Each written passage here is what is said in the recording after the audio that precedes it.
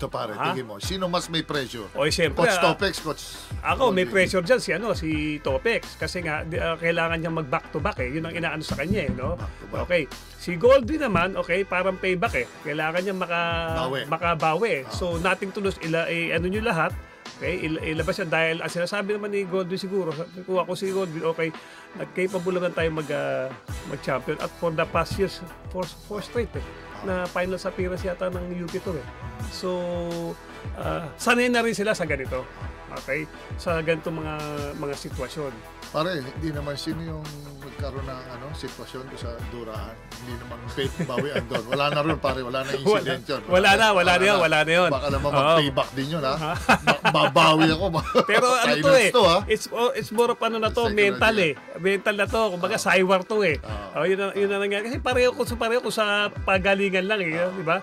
Kasi kung titignan mo tong dalawang yan, talagang kung maglaro yan, parang rat-rat na talagang sobrang asawahan na talaga hindi napapagod tapos parehong medyo malalim ang bench may mga nahuhugot-hugot din na pag pinasok mo andun pa rin Tama din no. Oo, kaya support. Meron din so ito yung alam mo minsan may kasabihan na sa basketball no o kaya sa sports na lang, whatever sports it is, na parang pag nanonood ka ng laro, you hate to see someone loses.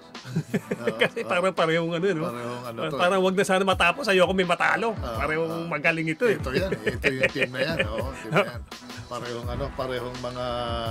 Parehong may mga mission. Yes, so good luck to sa kanila.